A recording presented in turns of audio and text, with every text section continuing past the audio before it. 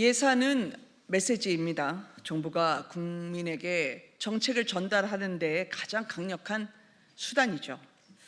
보금자리 마련을 못한 청년과 국민들에게 26년도 정부 예산, 특히 주택도시기금 운용 계획안은 중요합니다.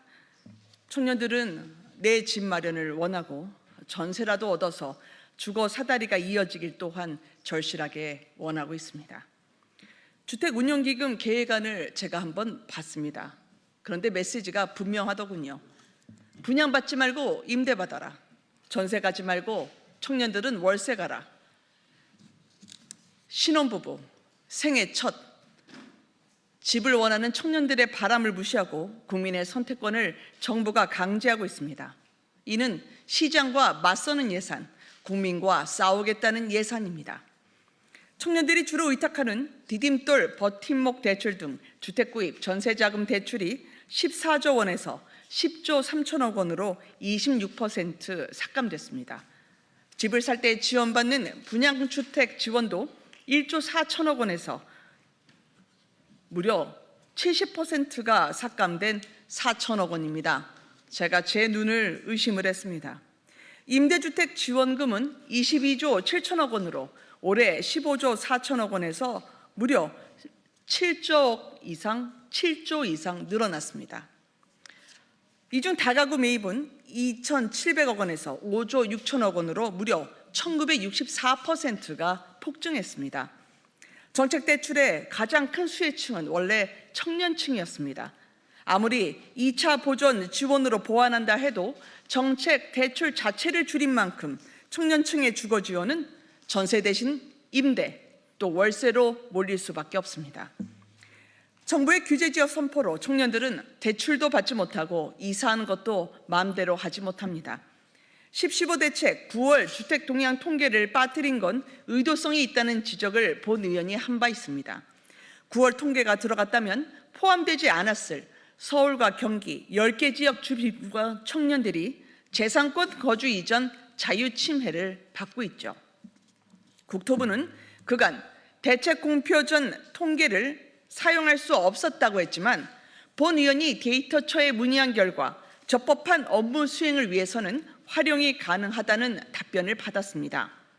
위임, 위탁한 통계를 사전에 제공할 수 있도록 한 통계법 취지를 고려할 때 국토부는 관계기관으로서 적법한 업무 수행을 위해 공표 전 사전 통계의 사전 제공을 받고 이용이 가능하다는 거죠. 본 의원의 자료에 대해서 국토부가 해명 자료를 냈습니다. 그런데 해명이 아니라 변명이어서 유감입니다.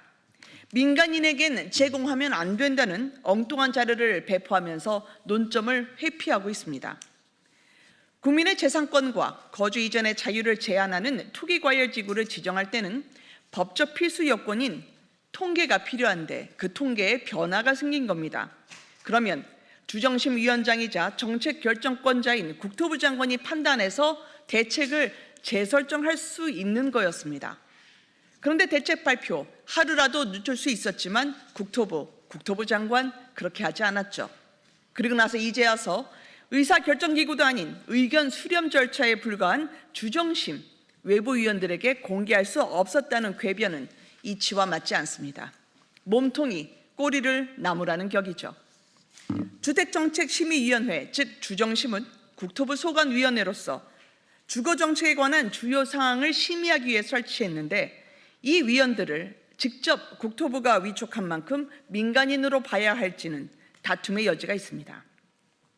또한 민간위원들은 이미 주택정책 관련 보완 사항을 사전에 제공받아서 심의를 하는데 9월 통계만 유독 이들이 민간인이기 때문에 정보 제한이 불가하다라는 국토부의 주장은 납득하기 어렵습니다.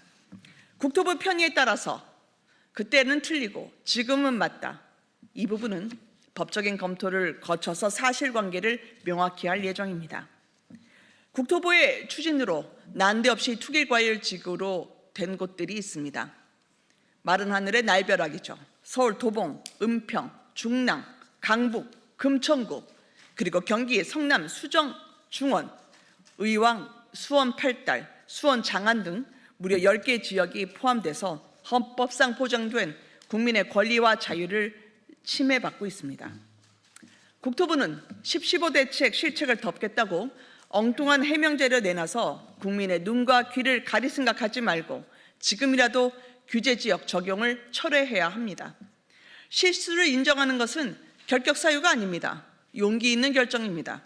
또한 청년들의 주택 구입, 전세자금 예산을 대폭 잘라낸 26년도 주거 사다리 걷어차기 예산을 재검토하고 청년과 신혼부부 집에 들어가셔서 자녀분들의 이야기를 한번 경청해 보시기 바랍니다. 이상입니다. 감사합니다.